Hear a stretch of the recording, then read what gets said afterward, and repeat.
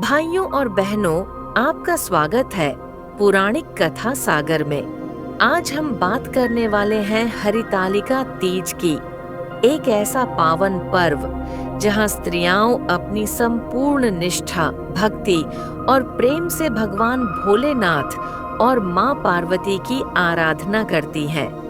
हरितालिका तीज केवल एक व्रत नहीं है, यह एक भावनात्मक यात्रा है जहां नारी अपनी आत्मा को शिव पार्वती के प्रेम से जोड़ती है। यह पर्व विशेषकर सौभाग्यवती स्त्रियों के लिए होता है, लेकिन अविवाहित कन्याएं भी इसे करती हैं ताकि उन्हें शिव जैसा वर और पार्वती जैसी शक्ति प्राप्त हो। तीज का अर्थ है मिलन। मिलन स्त्री पुरुष का नहीं, बल्कि आत्मा और परमात्मा का भी है। कहते हैं कि इस दिन जो स्त्री पूरे श्रद्धा भाव से व्रत करती है, उसका दाम्पत्य जीवन सुखी और समृद्ध होता है। कथा बड़ी रोचक है। देवी पार्वती ने अपने पिछले जन्म में पुत्री रूप धारण किया। उनके पिता हिमवान ने उनका विवाह विष्णु जी से तय कर दिया, लेकिन मां पार्वती का मन केवल शिव में रमता था।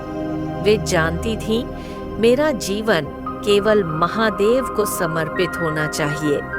जब विवाह की घड़ी नजदीक आई तो पार्वती जी अपनी सखी के साथ घने जंगल में चली गईं। वहां उन्होंने कठोर तपस्या आरंभ की। 3 दिन और 3 रातों तक उन्होंने अन्न और जल का त्याग किया। केवल मिट्टी से शिवलिंग बनाकर उसकी आराधना की। भगवान शिव उनकी भक्ति से प्रसन्न हुए और कहा, पार्वती, तुम्हारा यह अडिग प्रेम और भक्ति मुझे स्वीकार है। तुम ही मेरी अर्धांगिनी बनोगी। और यहीं से प्रारंभ हुआ हरितालिका तीज व्रत। अब आप सोच रहे होंगे, इस व्रत का नाम हरितालिका क्यों पड़ा? हरित का अर्थ है हर ले जाना और आलिका का अर्थ है सखी, क्योंकि सखी ने ही पार्वती जी को घर से हर कर यानी छुपाकर जंगल में ले जाकर तपस्या कराई थी। इसलिए इसे हरितालिका तीज कहा गया। अब आइए जानते हैं इस दिन व्रत कैसे किया जाता है। 1. स्नान और पूजा की तैयारी। महिलाएं सुबह स्नान कर स्वच्छ वस्त्र धारण करती हैं। विशेषकर लाल, हरे और पीले रंग का परिधान शुभ माना जाता है। 2. प्रतिमा निर्माण। शाम के समय मिट्टी से भगवान शिव और माता पार्वती की प्रतिमा बनाई जाती है। आज भी गांवों में महिलाएं अपने हाथों से प्रतिमा गढ़ती हैं। 3. पूजन सामग्री। बेलपत्र, फूल, धूप, दीप, हल्दी, चूड़ियां और सौभाग्य का प्रतीक 16 श्रृंगार। 4. व्रत की विशेषता। यह व्रत निर्जला उपवास होता है, यानी न जल न अन्न, केवल भक्ति भाव से संध्या तक पूजा की जाती है। 5. कथा श्रवण। रात्रि में महिलाएं एकत्र होकर हरितालिका तीज की कथा सुनती हैं।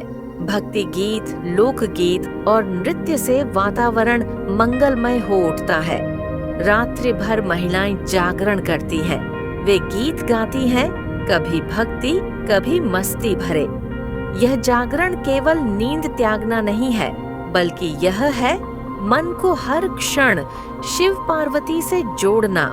और जब सुबह का समय होता है तो महिलाएं व्रत का समापन करती हैं। आज भी यह पर्व उतनी ही श्रद्धा से मनाया जाता है। नेपाल से लेकर राजस्थान, बिहार और उत्तर प्रदेश तक हर जगह इसका उत्साह देखने को मिलता है। ये पर्व हमें सिखाता है, भक्ति, प्रेम और धैर्य से असंभव भी संभव हो जाता है।